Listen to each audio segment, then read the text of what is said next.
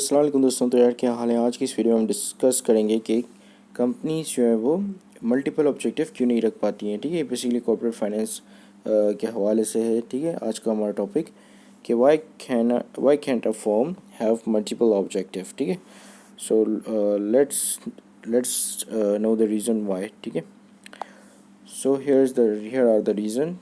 Period कहते हैं कि जो पिछले जो महीने गुजर चुके हैं, जो ज़माना गुजर चुका, बेसिकली इरा कहते हैं ज़माने को। ठीक है, इन द कन्वेंशनल कॉर्पोरेट फाइनेंस। ठीक है, जो कि इससे पहले यानी कि पुराने ज़माने की जो कॉर्पोरेट फाइनेंस थी, in the conventional corporate finance theory the objective is to maximise the value of the firm. ठीक है, जो पुराने ज़माने की जो कॉर्पोरेट फाइनेंस थी उसमें ये पढ़ाया जाता था कि जो फर्म का जो ऑब्जेक्टिव है वो ये होना चाहिए कि अपनी वैल्यू को मैक्सिमाइज़ करे। ठीक है, so any objective that maximise the value is considered a good, otherwise bad. ठीक है, तो कोई भी ऐसा ऑब्जेक्टिव या कोई भी बंदा जो ऐसा ऑब्जेक्टिव लेकर आता है या कोई भी एम्प्लॉई उस कंपनी का ऐसा ऑब्जेक्टिव लेकर आता है जो कि डायरेक्टली या इनडायरेक्टली फर्म की जो वैल्यू को इंक्रीज़ कर रहा है, उसका इन्हांस कर रहा है, तो उस ऑब्जेक्टिव को एक अच्छा ऑब्जेक्टिव माना जाता था और उस ऑब्जेक्टिव को इन एक्शन में लेकर आया जाता था। ठीक है, so with this there were multiple objective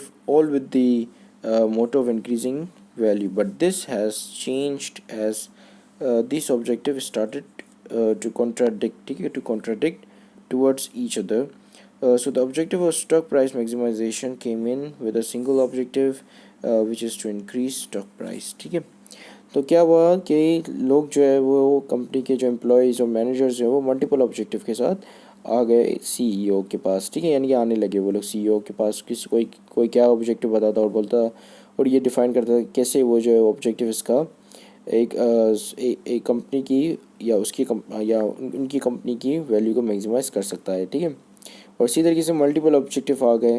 अब क्या हुआ कि ये ऑब्जेक्टिव एक दूसरे से कॉन्ट्राडिक्ट करने लगे। ठीक है, कॉन्ट्राडिक्ट करने लगे यानी कि जब एक ऑब्जेक्टिव को अचीव किया करने के पीछे एफर्ट्स लगाए जाते तो दूसरा ऑब्जेक्टिव ख़राब हो जाता, यानी ख़राब होना या वर्स होना शुरू हो जाता है। ठीक है, यानी कि ये हो सकता ये होता था कि दो कश्तियाँ थी, एक कश्ती पे सवार होने से दूसरी कश्ती डूब जाती थी। ठीक है, और अगर दूसरी कश्ती को बचाओ तो पहली कश्ती डूब जाती थी। ठीक है, तो यानी कि वो जो ऑब्जेक्टिव कॉन्ट्राडिक्ट करने लगे एक दूसरे के साथ। ठीक है, तो जिसकी वजह से एक सिंगल ऑब्जेक्टिव आया जो कि ये कि एक वैल्यूएशन या सब हर चीज़ को छोड़ो, बस उस स्टॉक की प्राइस पे ध्यान दो और स्टॉक की प्राइस को इंक्रीज़ करो। ठीक है, ये एक ऑब्जेक्टिव हो गया। ठीक है, अब ये ऑब्जेक्टिव इसीलिए ही है क्योंकि स्टॉक प्राइसेस जो है वो तमाम चीज़ों की इंडिकेटर्स होती हैं। ठीक है, यानी कि वो इंडिकेट करती हैं कि कंपनी के हालात कैसे हैं, कंपनी के मैनेजर्स अच्छा डिसीजन ले पा रहे हैं या नहीं ले पा रहे हैं, और मैनेजर्स के लिए ये चीज़ें इंडिकेट कर रही होती है ये स्टॉक प्राइसेस की movement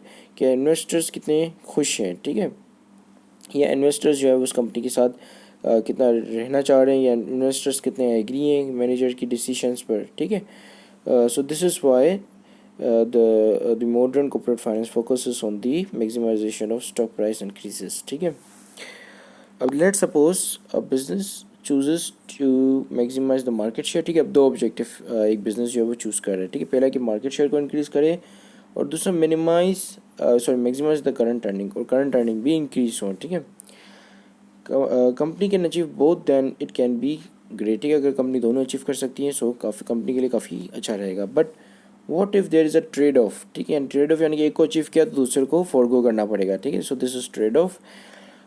So what if there is a trade-off and maximizing the market share result in reduction in the current earning of the company? So this is exactly why the companies now make a single objective, that is to increase the stock price of that company. ठीक है, so this is it. Thank you for watching this video. Have a great day and Allah Hafiz.